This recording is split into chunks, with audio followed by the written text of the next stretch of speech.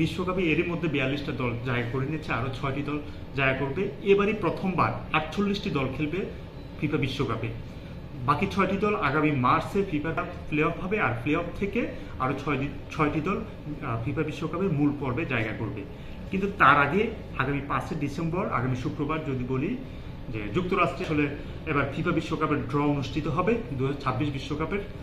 আর এই ফিফা বিশ্বকাপের ড্রটা কেমন হবে, কোথায় হবে এই ফিফা বিশ্বকাপের ড্র, সেটিও আপনাদের একটু জানিয়ে রাখতে চাই। অন্য সময় হচ্ছে এবার শ্রেণী বিন্যাস কিংবা গ্রুপের যে বিন্যাস হবে সেখানে কিছু ব্যতিক্রমী বিষয় আছে। কঠিন প্রতিপক্ষ এবং দুর্বল দলগুলোর মধ্যে একটা ভালো কম্বিনেশন এবং মিশেল করার জন্য 4টি পট থাকবে, প্রত্যেকটা পটে থাকবে 12টি করে দল, 4 পটে 48 দল। আর অন্যদিকে এই 4টি গ্রুপও থাকবে 12টা গ্রুপও থাকবে, এ থেকে এল পর্যন্ত 12টা গ্রুপ থাকবে।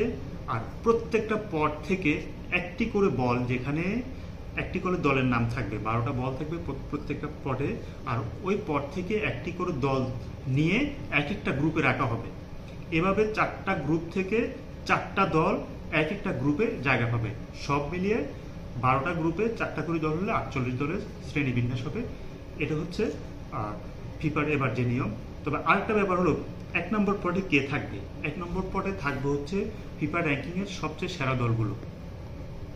ফিফা র্যাঙ্কিংয়ের সেরা দল বলতে বোঝানো হচ্ছে যে 1 থেকে যে শুরুর দিকে যে দলগুলো, আমরা যদি শীর্ষ যে 4টা দলের কথা যদি আমরা একটু যদি স্পষ্ট করতে চাই, সেটা হলো স্পেন, আর্জেন্টিনা কিংবা ফ্রান্স, ইংল্যান্ড।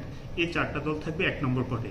এবং ফিফা র্যাঙ্কিংয়ের এই প্রথম শীর্ষ 4 দলের পরের যে 5টি দল, সেটি হলো বেলজিয়াম, ব্রাজিল, জার্মানি, নেদারল্যান্ডস ও পর্তুগাল। এরাও থাকবে 1 নম্বর পটে। এই 9টা দল এক নম্বর পটে থাকবে, এবং তাদের সঙ্গে স্বাগতিক যে 3টে দল, কানাডা, মেক্সিকো ও যুক্তরাষ্ট্র, এই 3টি দলও 1 নম্বর পটে থাকবে। আর এই পট থেকে প্রত্যেকটা গ্রুপে একটি করে দল যাবে। এটা এই জন্য করা হচ্ছে যাতে শক্ত প্রতিপক্ষ যারা যারা র্যাঙ্কিং উপরের দিকে আছে, এরা যেন একই গ্রুপে যেন না পড়ে যায়। এবং এটা ফিফা আরও কম্পিটিটিভ করার জন্য প্রতিযোগিতাটা, যেন প্রত্যেকটা শক্তিশালী দল এক একটা গ্রুপে পড়ে এবং সামনে গিয়ে যেন তারা মুখোমুখি হয়, কিংবা সেমিফাইনাল কিংবা কোয়ার্টার ফাইনাল কিংবা ফাইনালে গিয়ে যেন মুখোমুখি হয়।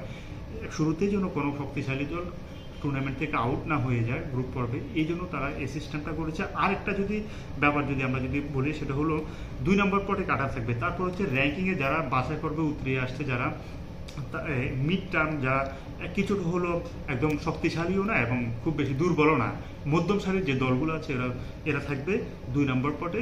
তারপরে থাকবে হচ্ছে 3 নম্বর পটে একদম দুর্বল দলগুলো কিংবা প্লে অফ যারা খেলে আসবে, তারা থাকবে 4 নম্বর পটে। এভাবে শক্তিশালী দল, তারপর হচ্ছে মধ্যম সারির দল, তারপর তাদের থেকে কিছুটা দুর্বল দল, তারপর দুর্বল দল, এভাবে মিলিয়ে আসলে কঠিন প্রতিদ্বন্দ্বী এবং দুর্বল দলগুলোর একটা সমন্বয়ে এবার বিশ্বকাপে গ্রুপ পর্ব আসলে গ্রুপগুলো তৈরি করবে ফিফা। পটে আরও কিছু ব্যাপার আছে, সেটা হলো প্রত্যেকটা গ্রুপে কিন্তু একই কনফেডারেশনের 2টো দল থাকতে পারবে না। শুধুমাত্র ইউরোপিয়ান যে কনফেডারেশন তারা বাদে, ইউএফএ বাদে, আর বাকি যে সমস্ত ফেডারেশনগুলো আছে, কোনো ফেডারেশনের 2টা দল একই গ্রুপে থাকতে পারবে না। এটা একটা নিয়ম করেছে ফিফা।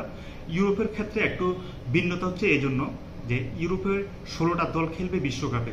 তাদের অনেক বেশি দল হওয়াতে, যেহেতু 12টা গ্রুপ, তাদের নিশ্চিত কোনো না কোনো গ্রুপে তাদের 2 দলও থাকতে পারে ইউরোপীয় অঞ্চলের বাছাই পর্ব যারা খেলে আসছে। এই জন্য ইউরোপের ক্ষেত্রে শুধু একটু ব্যতিক্রম। আর আরেকটা ব্যাপার হলো স্বাগতিক যে 3 দল, যুক্তরাষ্ট্র, কানাডা এবং মেক্সিকো। এই মেক্সিকো এবার বিশ্বকাপের গ্রুপ এ, তাদের এরই মধ্যে নিশ্চিত হয়ে গেছে তারা বিশ্বকাপের গ্রুপ এতে খেলবে, এবং কানাডা খেলবে গ্রুপ বিতে, যুক্তরাষ্ট্র খেলবে গ্রুপ ডিতে। এর মধ্যে বিশ্বকাপের ড্র হবে 5 তারিখ। তার আগে কিন্তু আরেকটা মাঠের বাইরে রাজনৈতিক যে হিসেব নিকেশ, সেখানেও কিন্তু অনেক কিছু জটিল অবস্থা তৈরি হয়েছে। বিশ্বকাপের ড্র বয়কট ঘোষণা করেছে এর মধ্যে ইরান। কারণ হচ্ছে যুক্তরাষ্ট্র তাদের ভিসা জটিলতা দেখাচ্ছে। যুক্তরাষ্ট্র কিছুদিন আগে ট্রাম্প সরকার আসলে যে কাজটা করেছে, সেটা হলো 12টা দেশের উপর ট্রাম্পের ভিসা নিষেধাজ্ঞা দিয়েছেন, সেখানে ইরানও আছে। তবে সে সময় একটা ব্যাপার ছিল, সেটা হলো অ্যাথলেট কিংবা খেলোয়াড়দের ক্ষেত্রে কিংবা খেলার প্রতিনিধিদের বিষয়ে কিছুটা আসলে এখানে হওয়ার কথা ছিল, শিথিল হওয়ার কথা ছিল, কিন্তু সেটি কার্যকর হবে কিনা এখনো অনিশ্চিত। তবে এরই মধ্যে ইরান শঙ্কা প্রকাশ করেছে, শেষ পর্যন্ত কি হয় সেটি আসলে দেখার অপেক্ষা থাকবে। তো সব মিলিয়ে আসলে ফিফা বিশ্বকাপের ড্রটা এত গুরুত্বপূর্ণ কেন? কারণ হচ্ছে ফিফা বিশ্বকাপ খেলাধুলার যত কন্টেন্ট বলি, আমরা যত ইভেন্ট বলি, সবচেয়ে গুরুত্বপূর্ণ এবং সবচেয়ে বেশি আলোচিত খেলা হচ্ছে এই ফুটবল।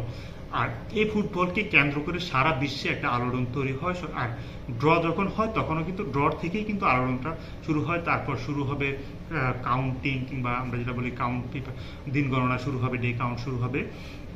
কিন্তু এই ফিফার ড্রয়ের পর থেকে, কিংবা ড্র হওয়ার পর থেকে কিন্তু ব্রাজিল, আর্জেন্টিনা কিংবা পর্তুগালের সমর্থকদের মধ্যে এর মধ্যে ডেথ অফ গ্রুপ কোনটা হবে, কিংবা কে শক্তিশালী গ্রুপে কে নরম দলে, এটা নিয়ে অনেক তর্ক বিতর্ক হবে এবং সমর্থকদেরকে এটা একটা দারুণভাবে প্রভাবিত করে। আর এই ড্র কোথায় দেখাবে সেটাও আপনাদেরকে একটু জানিয়ে রাখি।